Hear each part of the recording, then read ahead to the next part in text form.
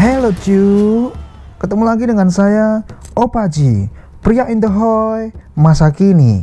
Pada kesempatan kali ini saya akan mereview film dari India yang tayang 8 tahun silam berjudul Jai Ho, dimana pemeran film ini adalah Salman Khan dan disutradarai oleh Sohail Khan. Seperti apa alur ceritanya? Jangan lupa subscribe dulu ya dan nyalakan loncengnya. Simak dan tonton videonya sampai habis. Yuk, cus!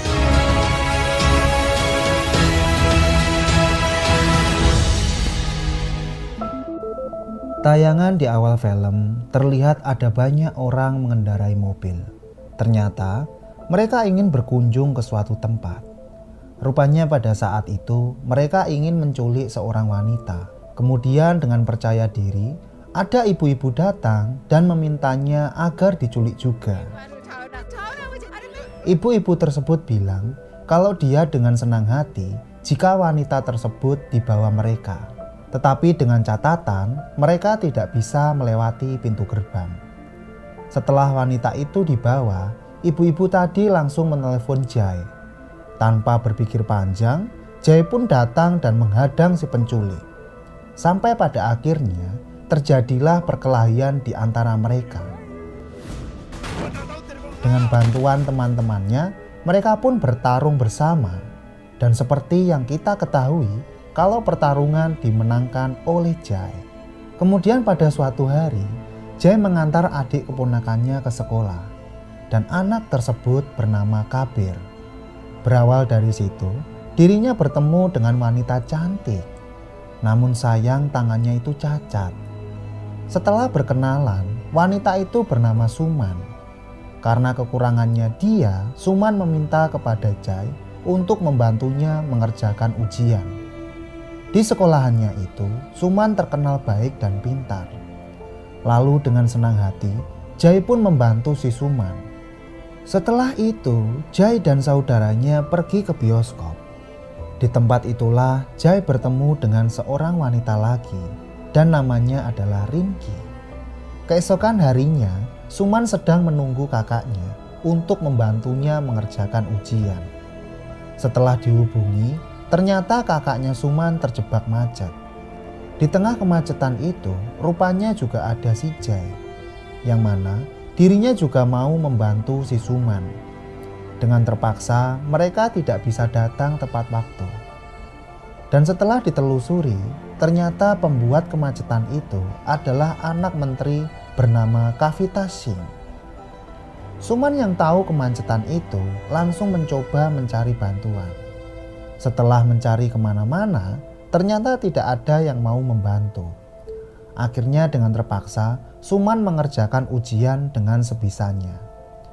Mulai dari membuka lembaran dengan mulut dan juga menulis dengan mulut. Tetapi sayangnya, yang dilakukan Suman itu sia-sia. Usahanya tidak ada yang berhasil. Setelah Jai dan kakaknya Suman sampai sekolah, ternyata waktu ujian itu sudah habis. Lalu, Suman pun tidak bisa mengerjakan satu soal pun. Hal itulah yang membuatnya putus asa. Sampai pada akhirnya dia mencoba melompat dari gedung sekolahan. Jai sempat mencegahnya, namun sayang semuanya terlambat. Suman pun jatuh dan meninggal dunia. Akibat dari kematian Suman, Jai sangat sedih melihatnya. Di sisi lain, kakaknya Suman melaporkan ini ke polisi. Dirinya bilang kalau saja Kavita Singh tidak lewat, tidak akan ada kemacetan itu. Lalu imbasnya, kakak Suman bisa membantu ujian adiknya. Jadi kakaknya Suman menyimpulkan bahwa Kavita Singh lah penyebab kematian Suman. Mendapat laporan tersebut, tidak ada yang menghiraukan sama sekali. Kemudian, di lain waktu, Jai bertemu seseorang yang menggendong bayi. Jai pun tahu kalau itu adalah bayi curian. Akhirnya, Jai mengembalikan bayi itu ke orang tuanya. Mereka berterima kasih kepada Jai. Setelah itu, Jai memiliki ide yang cemerlang. Saat itu dia bilang kalau orang tua bayi merasa terbantu. Jangan berterima kasih ke Jai. Namun Jai meminta agar mereka menolong 3 orang. Lalu setiap orang yang ditolong harus menolong 3 orang lagi. Dan begitu pun seterusnya. Sampai akhirnya akan ada ribuan pertolongan di sana. Orang-orang di sekitaran Jai merasa itu ide yang bagus. Dan akhirnya mereka setuju dengan rantai kebaikan Jai. Pada suatu hari, Jai pergi ke rumahnya Geta. Namun sayang rumahnya itu kosong. Kemudian tetangga Geta mengajak Jai menunggu di rumahnya. Dan ternyata rumah itu adalah rumahnya Rinki. Seperti biasa, mereka bertanya apa pekerjaan Jai. Beberapa saat setelah itu, Geta datang dan bertanya, kenapa Jai ada di situ? Kemudian Geta membantu menjawab kalau dia adalah mantan tentara. Rinki mengira Jai itu ketakutan dan melarikan diri dari tentara. Dan itu semua menyinggung perasaan Geta. Setelah mengetahui kebenarannya, Rinki meminta maaf kepada Geta. Cerita yang sebenarnya, Jai adalah mantan personil militer.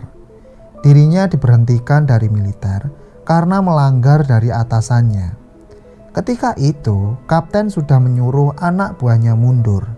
Tetapi saat itu, Jai melihat salah satu kawannya yang terkena tembakan.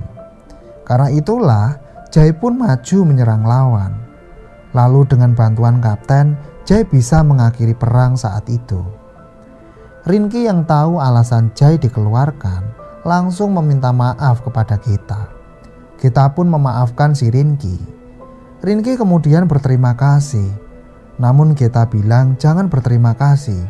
Dirinya bilang, bantulah 3 orang saat ada kesempatan. Kemudian mintalah mereka untuk menolong 3 orang lain. Dan itu semua karena ideologi dari Jai. Lalu pada suatu hari ada seseorang yang menemui Jai. Orang itu minta bantuan ke Jai karena katanya sering dapat teror. Dengan kecerdikan Jai, akhirnya orang itu bisa ditemukan. Jai meminta saudaranya untuk melacak lokasi peneror. Setelah peneror ditemukan, Jai langsung datang ke lokasinya. Ketika orang tadi berterima kasih, Jai kembali menjelaskan rantai kebaikannya. Setelah itu, ketika Jai datang ke sebuah kafe, dirinya bertemu dengan seorang kakek-kakek. Lalu dengan kebaikannya, Jai langsung memanggil bajai. Kepada supir bajai itu, Jai meminta agar mengantar beliau untuk pulang. Ketika kakek itu berterima kasih, Jai kembali bilang kepada beliau, jangan berterima kasih kepada dirinya. Namun, kalau ada kesempatan, bantulah 3 orang lainnya. Ketika sampai di rumah, terjadi transaksi antara kakek dan sopir bajai. Mulai malam itu, sopir itu jadi pelanggan tetap sang kakek. Pernah pada suatu hari, Jai bertemu dengan gadis yang mana sedang mengemis di jalan. Namun orang yang dimintai gadis itu seperti tidak suka kepadanya. Orang tersebut bernama Madhav. Madhav yang merasa risih mendorong pintu mobil hingga gadis itu jatuh. Akibatnya dahi gadis itu pun terluka. Jai yang mengamati dari mobil terlihat sangatlah marah. Akhirnya dia pun keluar dan menolong gadis itu. Dari kejadian itu, Jai pun berpikir sesuatu. Bahwa rantai kebaikannya ternyata belum menyebar sepenuhnya. Di saat itulah Jai pun mengajar Madhav. Keesokan harinya Jai membuat acara untuk orang terdekatnya, yang mana dia mengajak Geta, Rinki, dan Kaber ke salah satu mall. Namun sayangnya Madhav bertemu dengan Jai, yang mana dia adalah pria di lampu merah kemarin yang dihajar oleh si Jai ini. Tanpa basa-basi, Madhav langsung menelpon Manek. Manek pun langsung beraksi membalas Jai. Lalu, untuk membalas dendamnya, Manek mencoba melecehkan Geta. Jai yang mengetahui hal itu, seketika dia langsung marah. Di saat itulah, terjadilah perkelahian di antara keduanya. Saat ada kesempatan, si Manek menelpon bosnya, yang mana dia adalah anak Pak Menteri, dan menyuruh memancing si Jai agar nantinya si Jai datang ke markas mereka. Tidak lama setelah itu, Jai pun terpancing mengejar Manek. Sampai pada akhirnya Jai pun tiba di markas. Dengan keberaniannya, dia lawan orang-orang yang menghadangnya itu. Bahkan tidak tanggung-tanggung, baik jendela maupun pintu dirusak oleh si Jai. Beberapa saat kemudian, polisi pun datang ke markas. Dan sayangnya, Jai lah yang ditangkap waktu itu. Setelah penangkapan tersebut, Jai dipenjara di kantor polisi. Kita ingin membebaskan Jai, namun ternyata surat tuntutan sudah didaftarkan.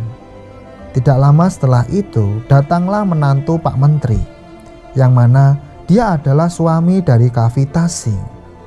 Kedatangannya saat itu ingin membebaskan si Jai. Dirinya meminta agar polisi mengeluarkan Jai dari penjara. Tetapi seperti sebelumnya, polisi tadi bilang surat tuntutan sudah didaftarkan. Menantu Pak Menteri lalu menyuruh mereka agar surat tuntutan dirobek saja. Dan alhasil surat tersebut akhirnya dirobek. Beberapa saat setelah itu, Jai pun keluar dari penjara. Alih-alih berbuat baik, ternyata menantu Pak Menteri hanya sandiwara saja. Tujuannya dia membebaskan Jai agar dia bisa mengajarnya. Namun untungnya Jai bisa melawan mereka semua, dan semua pasukan tersebut berhasil dihajar oleh Jai. Karena kekalahan itu, menantu Pak Menteri melapor ke kakaknya. Lalu katanya kakaknya sudah menyiapkan sesuatu. Kemudian di sisi lain, kita harus bersabar pada saat itu. Sebab terdengar kabar kalau ibunya mengalami kecelakaan. Akibat dari kecelakaan itu, ibunya kita harus transplantasi ginjal. Tidak lama setelah itu, kita mendapat telepon dari Kavita. Dalam telepon tersebut, Kavita bilang kepada kita bahwa kecelakaan itu memang disengaja. Karena kita ini panik, dirinya langsung bilang ke Jai. Begitu mendengar itu, Jai pun langsung naik pitam. Dengan segera, Jai mendatangi markas Pak Menteri. Awalnya, Jai ingin mengajar semua orang di sana. Namun kita pun melarang Jai. Sebab dirinya itu ingin agar perkelahian ini berakhir. Kita menyarankan kepada Jai agar lebih baik berdamai saja. Mungkin dengan cara minta maaf, permusuhan ini akan berakhir. Begitu Jai datang ke markas, suasana tidak seperti yang diharapkan. Bahkan parahnya ini jauh di luar dugaan. Pak Menteri pada saat itu menyuruh menantunya untuk menghajar Jai. Di waktu itu Pak Menteri menceritakan suatu hal. Ternyata perbuatan teroris dan kekacauan di sekitaran Jai karena kakak Suman melaporkan Kavita ke polisi. Dan nasib kakaknya Suman kini sudah meninggal dunia. Mendengar itu, kita menyuruh Jai untuk mengajar dan memberi pelajaran. Di tempat itu terjadi peristiwa baku hantam, yaitu antara Jai dan pasukan Pak Menteri. Setelah mengajar mereka, Jai pun langsung pulang bersama kita. Kemudian pada suatu malam, sopir baja yang mengantar kakek di awal datang menemui beliau ke rumahnya. Di situ si sopir bilang bahwa dia tidak bisa mengantar kakek lagi. Sebab karena butuh uang, akhirnya dia ingin menjual bajainya. Lalu dari hasil penjualan itu nantinya digunakan untuk sekolah anaknya. Mendengar itu, kakek tadi mengeluarkan uang dari dompetnya. Sebab kakek itu ingat kalau ada pemuda yang bilang, bantulah seseorang saat ada kesempatan. Mungkin dengan begitu nanti akan membuatnya bahagia. Karena kebaikan kakek itu, sopir bajai tadi berterima kasih ke beliau. Pernah ada suatu pesta di sana. Pesta tersebut dihadiri oleh Jai, Kabir, dan orang-orang terdekatnya. Namun sayangnya, Kabir diculik saat pesta berlangsung. Jai yang mengetahui itu langsung mengejar mobil penculiknya. Dengan menggunakan sepeda motor, Jai terus berusaha menyelamatkan Kabir.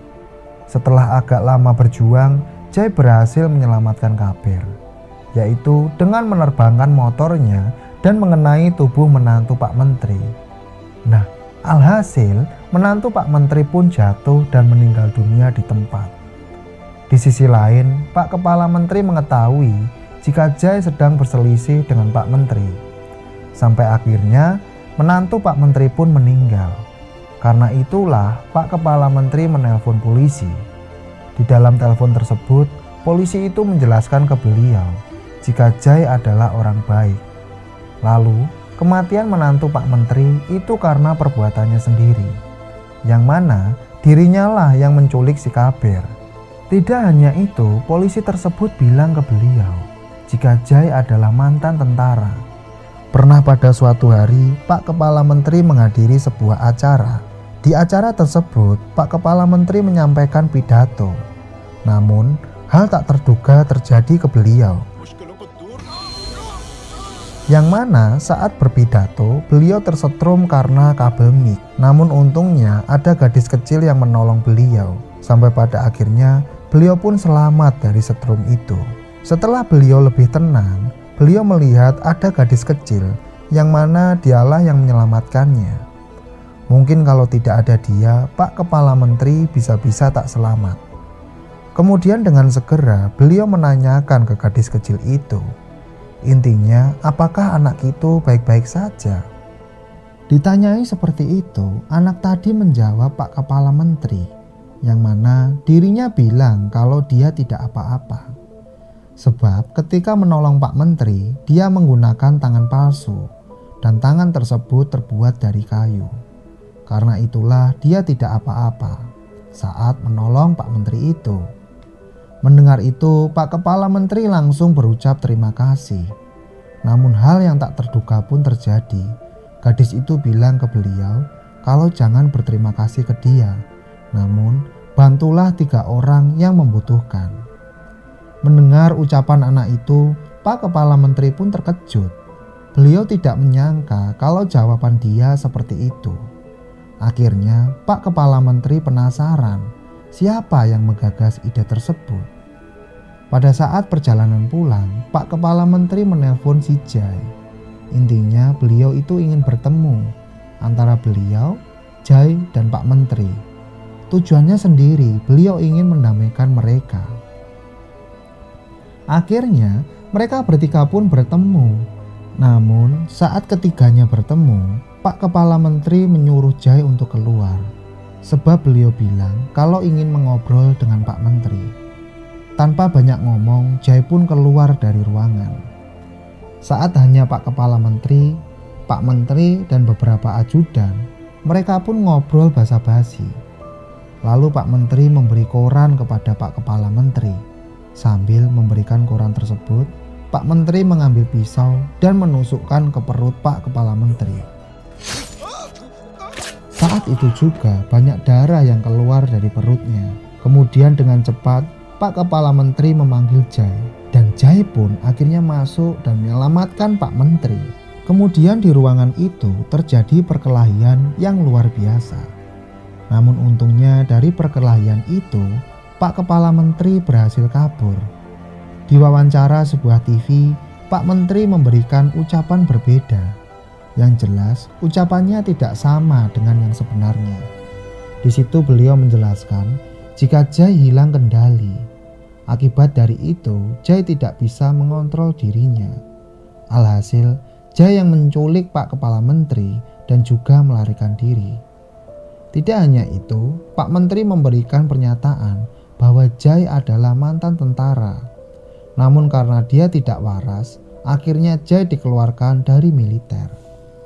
Di sisi lain, Jai juga membawa Pak Kepala Menteri ke sebuah gudang yang ada ambulans dan juga peralatan medis.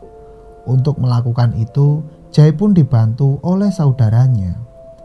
Lalu selama menunggu beliau disembuhkan, para anak buah Pak Menteri mengintainya. Ketika tahu Jai di situ, pasukan tersebut langsung mengeroyok Jai. Dan akhirnya perkelahian sengit pun terjadi. Jai yang sendirian harus melawan pasukan Pak Menteri, yang mana jumlahnya bisa dibilang puluhan. Namun untungnya Jai itu jago dalam hal perkelahian. Lalu karena keadaan Pak Kepala Menteri itu kritis, beliau harus dibawa ke rumah sakit. Akhirnya mereka membawa ke rumah sakit terdekat. Begitu di rumah sakit, di sana sudah banyak sekali wartawan. Kita yang juga ada di sana, para wartawan tidak luput untuk mewawancarainya. Dalam wawancara tersebut, kita bilang ke semua wartawan jika Jai adalah orang yang baik. Lalu dia juga bilang kalau rantai kebaikan Jailah yang menggagas. Jadi tidak mungkin kalau dirinya adalah orang yang jahat. Nah, apalagi sampai dituding jika tidak waras. Belum berakhir sampai di situ, Kavita dan kakaknya itu tiba dan mendatangi si Jai. Tujuan mereka mendatanginya tidak lain untuk mengajar Jai. Sampai pada akhirnya kembali terjadi perkelahian di sana. Namun untungnya Jai tidak lagi sendirian.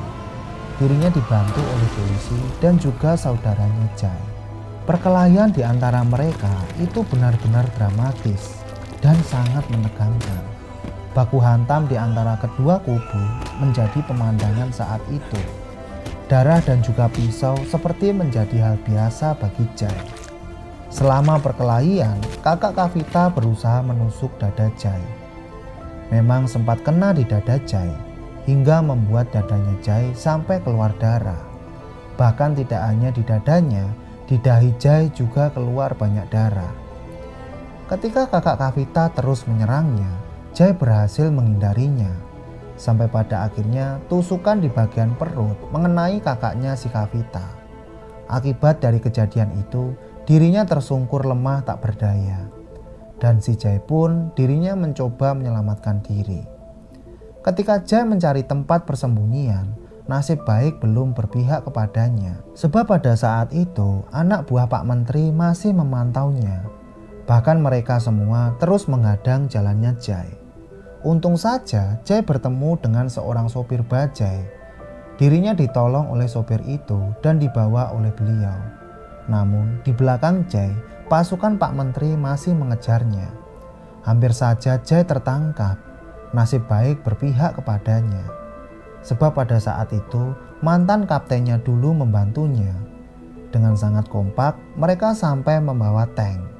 Dengan lengkap membawa senjata, mereka berusaha menyelamatkan Jai.